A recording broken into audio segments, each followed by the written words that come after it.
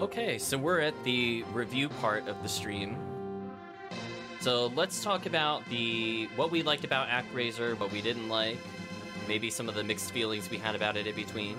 So let's start with the positives, as always. Great soundtrack. I think the graphics are fine. I think they've held up well. I think the gameplay, for the most part, has held up extremely well. I really like that idea of the hybrid of the town building sim with a kind of Castlevania platformer-esque. I don't feel like the difficulty of each was too high. I will say, kind of in the mixed feelings, there were a couple of cruel kind of jokes / pranks with some of the platforms. And there was quite a few levels where getting knocked off of a ledge did result in insta-death. Otherwise, like, it felt mostly fair. When it came to bosses generally felt pretty fair. If anything, it kind of balanced it out that bosses ended up being too easy because of magic spells. But you know, you take it or leave it. I like the idea of the score system improving how much health and other things you get for the platforming sections. I like that if you take the time to learn the people's wants and needs, that you will be rewarded with getting more progress, both in the town sim as well as the platformers. Like, we unlocked our spells that way. And I really like overall how it worked. You know, game-wise length, it's not super long. I mean, it took us... I played the game before, so it ended up taking, like, maybe 4 hours-ish to beat the game. But I feel like for people that are new to it, maybe it'd take them a little longer, maybe they'll nurture up the town a little bit. I do think it's kind of cruel that the best way to get a population is to just mass wipe every single village. So that way you could go from the Civilization 1 homes to Civilization 3. It's basically Carmina Dissonance. You're not wrong in that regards. I will say, I wasn't a big fan of the jump attack of the protagonist when it came specifically to the platforming sections. It has a very big delay. I'm not sure how much that came across to people that were watching, but like, I could hit the jump button and attack, and the character has to rise up, rises up, rises up, rises up, near the peak of the jump. His arms are finally behind his head, and then he swings once. That is a super slow attack. It's even slower than, like, the Castlevania whip animations, so that did add, like, a kind of unexpected challenge to it.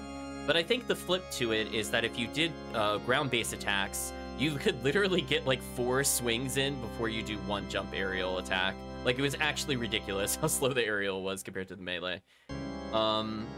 I think the bosses did have some interesting patterns. I think some of them were, like, slightly too tedious, like the one where you needed to jump on the platform to get better shots at the enemy that was kind of floating in the sky. Like, I like the idea of it. It was just a little too slow.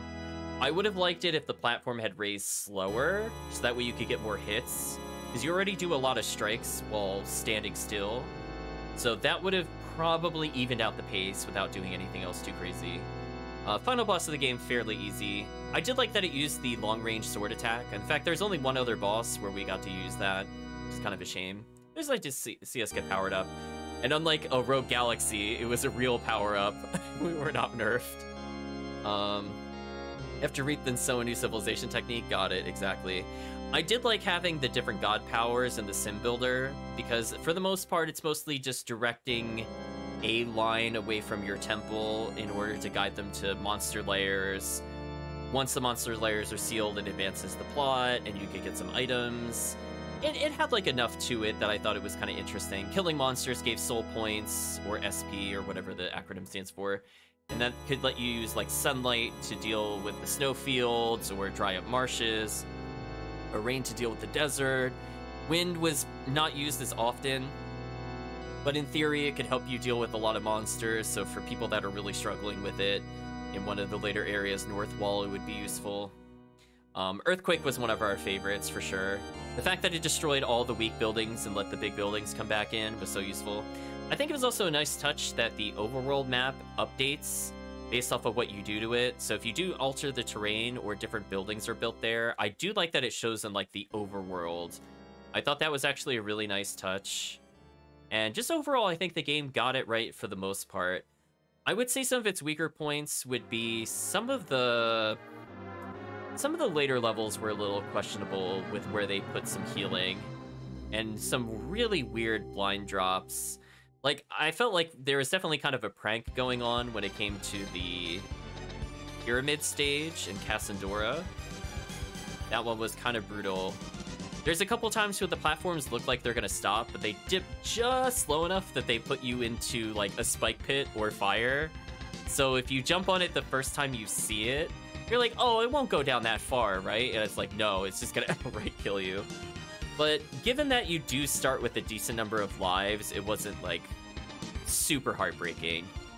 Yeah, there were some very questionable designs, more towards the later half of the game. Like, the first half of the game was actually pretty solid. It felt pretty fair. Like, even in where there were some annoying things that could kill you, like, for example, in Bloodpool, it's possible to get knocked into the center of the stage and die from the boss. The game also just lets you go to a 1-up. And I feel like that's fair. Like, it is kind of like giving you infinite tries in a way, as long as you go towards the 1-up. So I feel like there was some thought towards it in the beginning. I just feel like towards the later half of the game, like the tree climb, I really like the bubble mechanics, but man, I totally forgot there was like no healing that entire level. So I feel like that level is really hard to do without a death and also deal with the boss. Yeah. Fortunately, spikes generally weren't an insta-kill in this game. They just did high damage. But there were some depth, lava and depth, other types of substances in the game.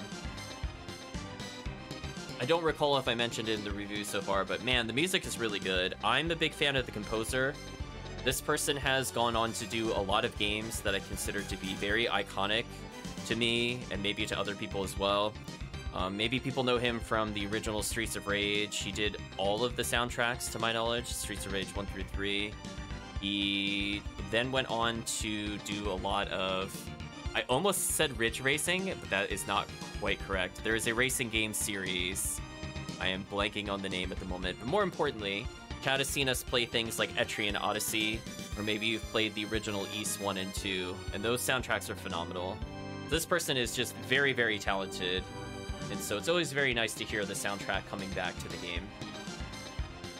In terms of things that were a bit mixed, I don't know. I feel like if the game had been very long, the town segments might have dragged a little bit, or if the game gave you less lives or health. So for example, if we weren't allowed to increase our health by raising the population of our towns, then the platforming would have felt a little too challenging. But I feel like it actually managed to hit a fairly good balance, which is very rare. I feel like it's just the right difficulty. Like, it's very hard to tweak anything in the game, and it would still work.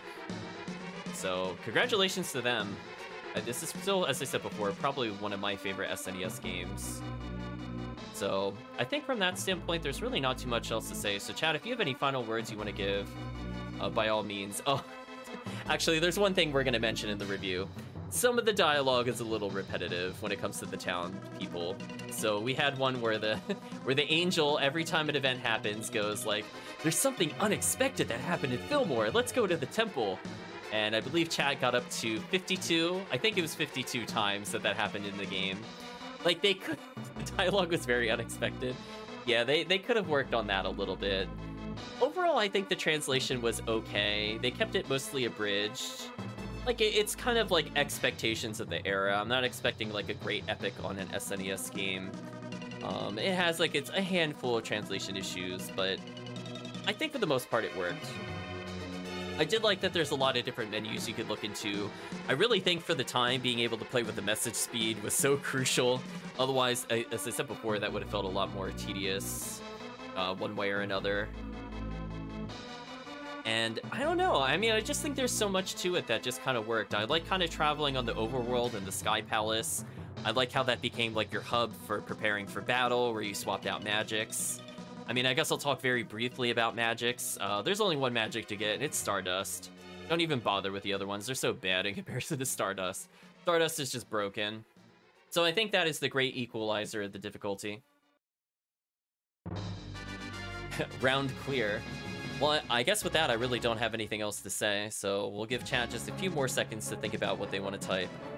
But from my standpoint, I still recommend the game. I still think it holds up. I think for the most part, it's pretty easy to pick up. We didn't showcase it in our playthrough, but there is a professional mode that can be done. So if you want to skip the town building segments, it is possible to just do like a stage only run. Personally, I'm not a big fan of it. I know a lot of speedrunners do it. Yeah, I think all you have to do is, once you beat the game, when you're on the title screen, when you're on new game, I think you just hold down or select. If I remember correctly, it's been a while since I've done it. And that just lets you play all the stages back to back, which is good if you want to practice them. But honestly, I just like the game as a package. I wouldn't really split it up from a personal standpoint. Chat saying the game seemed fun overall. Probably would have enjoyed it if you played it growing up, but SNES library is very limited. Yeah, I had a decent amount of games. Like, to me, this is probably my most played game. I would say my second most played game was probably Mega Man X. If I had to really think about it. Then after that, maybe Final Fantasy II. I played a lot of more mainstream games, I want to say, on the SNES. I mean, I've played some very obscure ones like Evo. Maybe we'll give that a shot in the future. That says they could see a game like this being fairly popular even today if a new one was made with both the action platformer and town sims god sim elements. Which is a shame. Actually, I'm going to mention this in the review. So for people that really like the first game, I think the second game is a very hard sell, and I would not recommend it. It is very challenging in the platforming, and it got rid of all the town sim / god sim elements. And then they did a remake where they made the town sim elements a lot more tedious, rather than keeping it simple. And it's just kind of okay. Honestly, I feel like this one is probably the best game of the ActRaiser series. Between 1, 2, and the remaster, from personal experiences and observations anyway. So unfortunately, I can't recommend more games like this, because I feel like they kind of missed the mark. But from that standpoint, chat, I don't think there's anything else we have to say for the review. So we're going to say goodbye to YouTube one more time. I'll read one last comment, I guess, before we go. Oh yeah, SNES games for Mario World, Killer Instinct, some Tiny Toons, Olympic Game Thing, and Claymates. And rent Ryushi's Island sometimes to torture myself with Baby Mario's crying. Ooh. Oh, the hey! Oh no, that was quite terrible. But anyway, thank you for watching the review, and hopefully you give the game a shot if it interests you.